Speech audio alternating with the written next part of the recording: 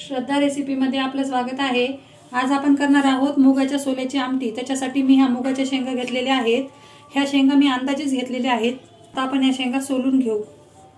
मी ह्या शेंगा सोलून घेतलेल्या आहेत, तुम्ही पाहू शकता। आता आपण ह्याला भाजून घेऊ। ह्या शेंगा फक्त आपल्याला श्रावण महिन्यातच भेटतात। आपण मुगासोबत मिरची आणि शेंगदाणे पण भाजून घेणार आहोत। चला आता आपण सर्व भाजून घेऊ। आपला तवा तापलेला आहे। आता आपण हे मुग भाजून घेऊ। मुगांना तेल टाकताच भाजायचे आहेत। आपले मुग भाजलेले आहेत, तुम्ही पाहू शकता। आता आपण ह्याला काढून घेऊ। आता आपण मिरच्या भाजून घेऊ। मिरच्या पण न तेल टाकताच भाजायच्या आहेत। आपले मिरच्या भाजलेल्या आहेत। आता आपण ह्या काढून घेऊ। आता आपण शेंगदाणे भाजून घेऊ। आपले शेंगदाणे भाजलेले आहेत।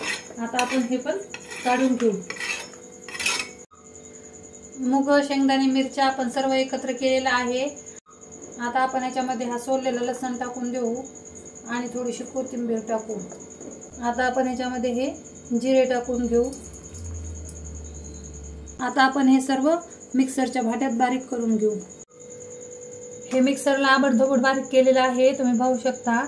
आता आपण त्याच्यामध्ये पाणी टाकून परत याला आणखीन बारीक करून घेऊ। आपलं हे वाटण बारीक करून झालेलं आहे, तुम्ही पाहू शकता। आता आपण ह्याला फोडणी टाकू। आपली कढई तापलेली आहे। आता आपण त्याच्यामध्ये तेल टाकून घेऊ। आता आपण याच्यामध्ये 2 चमचे तेल टाकून घेतलेलं आहे। आपलं तेल तापलेलं आहे। आता आपण ह्याच्यामध्ये मोहऱ्या टाकू। आपल्या मोहऱ्या फुटलेल्या आहेत। आता आपण ह्याच्यामध्ये अर्धा चमचा जिरे टाकू, थोडासा कढीपत्ता। मी हे मध्यम आकाराचं टमाटर कापून घेतलेलं आहे, ते आपण ह्याच्यामध्ये टाकून घेऊ।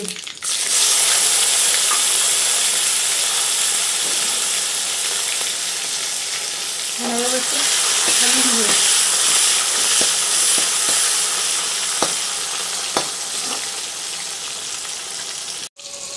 आता आपण हे वाटलेलं वाटण ह्याच्यामध्ये टाकून घेऊ। आता आपण ह्याच्यामध्ये थोडीशी हळद टाकू,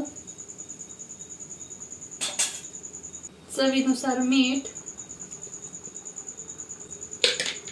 हलवून घेऊ। तुम्हाला याच्यामध्ये जसं पाणी लागत असेल तसं तुम्ही टाकू शकता। मी याच्यामध्ये 1 ग्लास पाणी टाकणार आहे।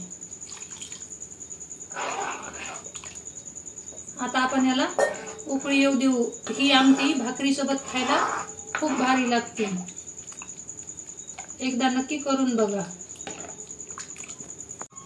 आमटीला उकळी आलेली आहे। आपली आमटी झालेली आहे। आता आपण गॅस बंद करू। मी आमटी एका पातेल्यामध्ये काढून घेतलेली आहे, तुम्ही पाहू शकता। तुम्हाला जर माझा व्हिडिओ आवडला असेल तर माझ्या व्हिडिओला लाईक करा, शेअर करा आणि माझ्या चॅनलला सबस्क्राईब करा। धन्यवाद।